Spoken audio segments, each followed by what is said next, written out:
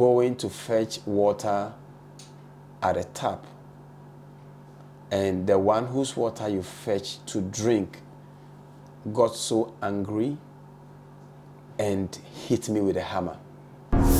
Hello and welcome to the maiden edition of the Independent Ghana Personality Profile Show. I am Chris Moses-Kodo, your host. Now, today's show, being the maiden edition, promises you something really interesting, a story that you probably haven't heard before. How a truck pusher became a respected human rights lawyer and advocate, and a respected member of parliament who has been at the forefront of major legislations in the country in recent time. I'll be back in a jiffy to introduce him. Stay tuned. All right, so welcome back. My guest for today is one of the most respected and decorated human rights lawyer and a member of parliament for Madina constituency. He's in the person of Honorable Francis-Xavier Sosu. Honorable, welcome to the show. Thank you. You are looking young. Are you aging backwards? Well, maybe so. It looks like maybe God has a lot more work for. On my way here, I noticed that you are quite relatable. A lot of people come to you. I saw in one video where you were eating water with some of your constituents. And then the most recent one, you were in the gutter. The Silton and the gutter with some of your constituents. Yeah. How are you able to manage this with your busy schedule? Well, I think that the real essence of leadership is selfless service. I have said that my vision is the people, my approach is selfless service, and I measure results by impact. And so every day, it's all about the people. Anytime I see the people, I want to get involved, I want to work with them. I mean, you mentioned the gutters. It was just over the weekend when we went to Taiman. It was a major cleanup exercise organized by the chief and the people of Taiman. And I recall when I got there, they didn't have enough Wellington boots. And a lot of the young guys were already in the gutter and, trying to clean up. And the assembly member came to me and said, "Oh, Honorable, we have one reserve Wellington boot." I said, "Look at the people in the gutter. No special treatment." No special treatment. So I removed my sneakers and I jumped. Everybody was like, "Oh, your leg." I said, "Please, we've been through Newtown, gone through gutters and things before, so this won't be any different." Wow. Talking about Newtown, how did it all start for you? I've read from your book. He has a book on the homeless. You should grab a copy of this. Life wasn't really easy for you. Growing up, you were a truck pusher, you were homeless, you slept in a market square. How did you defy all of this? Before that, how did it start for you? Your family, how many are you? Are you the first one? No, we are 6. Our firstborn is blind. Second-born dropped out of school at very early age because at the beginning of life was generally a bit dysfunctional because my mother was a victim of trokoshi, and so she lived as a slave girl to the shrine for several years. And you know how they usually will drive half naked, with barefoot, working as vojushi, and living through this reality before she eventually had to escape the Trokoshi shrine. And my dad also born into the same, idolatrous family and background. And so all of us from the beginning were victims. I recall when I was sent to the shrine, and metals were put in fire for them to grow red. And these sharp objects were used to mark our faces, and coal were used to, were applied for purposes of healing of the wound and all that. Were they tribal marks or they were initiating into a practice? I think that it's a mix of both. It's a mark of identity, and also it's a mark of initiation, because there were many times that even as growing up as a young child, when there are typical voju, kono, plengu, those things, when they are doing it, we dance around a god of blood, and you stick your hand in the blood and be licking as a way of real human blood or just not human blood. I think they were animal blood. They usually sometimes either a cow, or it could be goat, and so all of them were processes of initiation, into, of course, typical traditional practice and idolatry and all that. When was this? Sorry. Well, this was way back. There were times that some were done here at Denu in the Volta region. Some were in Qatar, where my mother was born, in Keji. Wow. And so it's been a very, very rough time. Growing up. Oh, barely 6, between 5, 6. When these things were happening. Yeah. And so it's been a very, very tough one growing up through all this. And eventually when my parents had to survive at Accra New Town here in 1980, 1981, thereabout. My dad also had lost his job because they were part of those who were repatriated from Nigeria, and became a very desperate drunk at the time. And my mother, having to shoulder the duty of taking care of all 6 of us, was just unbearable, especially when she didn't even have any training. Wow. So she resorted to petty trading. So my mom used to sell everything. That's how come we all became sellers. My mom would sell fresh fish during the when they are in season, to buy fresh fish. There were sometimes we sold them as emo. Other times we would do fried fish, and we sell with kenke. When this plantain is in season, then we are roasting plantain. When corn is in season, we are roasting corn, or we are boiling the corn and selling. And then as for my latter day, pushing trucks was another of the day. In the night, I used to also sell kerosene. So because of all those things, I didn't get a chance to start school very early. So the first time I began the basic school, actually I started nursery school was when I was 8 years old. You went to nursery at 8? At 8, yeah. So many people, they used to call me day nursery papa, and they will be laughing at you and all that. Wow. But I recall that there were some people who were with me in school who stopped school because they felt that they were being they were being hooted at or something. But there I think I was inspired by the excitement of being in school, and I had a decision to make, even at that very early stage, whether to be pushed away by the supposed heckling and name calling, or I'm willing to endure it and remain in school. And I chose the path of enduring it because at that time, the self-said that the speed in life of a person is determined by what is chasing them. Many people sometimes underestimate what is chasing them, so it affects their speed in life, right? At the time, I was being chased by poverty, low self-image, when, things were very difficult, and being among the community of people, even in school, was comforting enough than leaving and going back home, because there was nothing home anyway. He's just going to be in the market, he's just going to sell. And so it was a conscious decision to remain in school.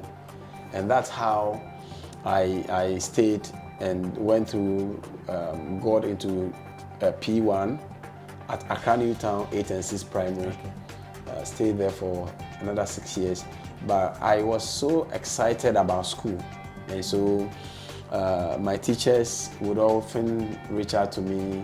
Sometimes they give me like school kits, books, exercise books, pens. So your parents were not financially endowed? No. They didn't have what it takes. But how were you paying the fees? No, so I was selling on the street. So I was complementing the work of my mom by selling. And sometimes, we used to run shift. So when we are in the morning shift, as soon as school is over, I would go and sell. When we are in the afternoon shift, sometimes I go to the same school to sell, Asana and Boflut. And even that one, you pay to sleep at the nursery school. You see, it's a nursery school when they close at night, you pay, then you can get a place. If you don't pay, you have to sleep in front of the shops that have been. So at what age did you finish JHS? I finished JHS because of, I finished JHS, I think around, is it 16? Around, I think I was quite old. I think it was around 15, 16. That was when I went to St. John's Grammar School to do the senior high. And I recall that my mother had to take a loan to be able to pay for my admission fee. You won't believe this, but my mom kept paying interest on that loan for close to 6 years until I got to Legon to be able to pay for the principal. And it was such a very... will you remember the amount? Was it from a bank or? It was, from an individual. Those days it was about now it will be about 100 and maybe 160 Ghana cedis or something. Wow. But that's the equivalent to pay my admission fee to St. John. And apart from the admission fee, I could not get money to pay for any other fee for all the 3 years I was in. How were you surviving? So the teachers came to and lashed us and sacked us. And they always would lash me and sack me. And in fact, I became so notorious when it comes to non-payment of fees, because when they sack me, I will go and come back. When they sack me, I will go and come back. But with all this, you still became the head boys prefect. Yes. So how did this history allow you to At a point, in fact, even though I used to, they lash me and sack me, I was very active in school. Okay. So at very early stage, I was still the class captain. So there's some of the time that even when they sack me, I would then seize the keys to the cupboards and all that, so that then nobody gets to study anything. And so they'll come and look for me. And so because of that, the head teacher, Mrs. Patience Ademu, in fact, I need to visit her, and I'll be visiting very soon, because I noted that she will be turning, I think, 72 very soon. And we're planning some surprise for her. And she gave me a note that says that, please excuse Francis Sosu. And this may be, I think, towards the last term of the first year or the first term of the second year or so. Because that time we had done the speech and prize giving day, and I had picked 7 awards at the end of the first year. Wow. And so they didn't understand how this guy has nothing and going everywhere, sleeping on the street and still making, the grades. So she gave me a sheet of paper that said they should excuse me. And so from that time, that became my passport. So if they come sacking people, beating them, I just show it, and then they will allow me to stay. And because of that, I became more serviceable to the school, then became the SRC secretary even when I was a second year. So by the time I was third year, it was easy now for me to become like the senior boys prefect, and then became the SRC president for Greater Accra Zone 5. But even at that time, I was sleeping in a wooden kiosk at Kotobabi, opposite the Kotobabi police station, which belonged to some seamstress. So we would go and sleep there at night when they closed, and then early morning we would wake up very early and take a walk from Kotobabi all the way to Alajo Junction, so that we can get a car from there to go to school. Where was your school again? St. John's Grammar, Atachimota. Mount 7. And so that was how, it was going. And so it was in the midst of all these things that the one teacher who I admire so much, he used to teach RME at and CRS. His name is Mr. Roland Boulay. He, at the time, was a house parent at the Village of Hope Orphanage. And the Village of Hope Orphanage is a project by Churches of Christ, currently based at Gomoafete. And so he reached out and said, look, every day when we go to staff meeting, your name comes up. The man who is notorious and doesn't pay fees. And yet, when we see you, you are doing quite well in the school. Can you tell me exactly what the issue is? At the time, I wasn't confident like today, speaking about how my mother is ill or Chokoshi, my dad was an alcoholic at the time, but it was a very desperate time. That time, my mother was even very ill and was hospitalized at Tabora. We even thought she was going to die. That's La Paz. Yes. And everything was messed up. Those I remember very well that when I come and I don't have money and I don't want to come to the kiosk, sometimes I'll go to Taifa where they live. And when you go there, all you have is raw akple with tadi. Sometimes you don't even have onion with the tadi. It was a very difficult time. I can imagine there was no fish. Oh yeah, I mean, fish was a luxury. You won't get it anywhere. And that is the reason why even to date, if you give me food, I mean, you'll be disappointed because like most often than not, I'm not able to really eat, like meat or fish as much as you want to take because really it didn't come with training. Yeah, it didn't have it, And so these were real situations that I lived through before the coming of the Village of Hope Orphanage. So the Village of Hope Orphanage's coming into my life was a significant shift because it was for the first time that I knew what is called mattress, that you are sleeping on a mattress. It was the first time. It was the first time you have 3 square meals a day. It was the first time you begin to understand like the true meaning of what they used to call the Christian love and how you are just loved and supported, effortlessly. And so with the struggle and the coming in of the Village of Hope, I had that boost to then move forward, and do more. Because then my understanding of the support and the intervention the Village of Hope did in my life was to go back and do same. I was rescued and I have a mission to rescue others. And so that became, a clarion call. So anytime there's a chance to intervene for somebody, you want to be there. Anytime there's a chance to make somebody's life a bit more better. So I believe this is what whipped up your interest in human-centered Absolutely, activities. absolutely. Because I remember that when I got to Legon to do my bachelor's in sociology and archaeology, and with the support of the Village of Hope Orphanage, the major thing I look forward to doing was to just be there for other people. So back Legon, in my Russian language class, there were things I was doing. It was part of what inspired me to stand for SRC president at Legon. And even though I lost, there was one major program I set up, which was a needy student education endowment project, needy and disabled student education endowment project. And we're using it to raise support for persons with disability, leaving us at that time. And when I finished, I went back to the Village of Hope to serve other orphans. And it was in that process I met another person, Don Barnett. He was an elder from Memorial Road Church of Christ, and he decided to pay my way through law school. And so he then took me, initially wanted me to go to law school in the US, but that didn't quite work out. So then I took my law in Ghana, and then somewhere in 2010, I got called to the bar in Ghana.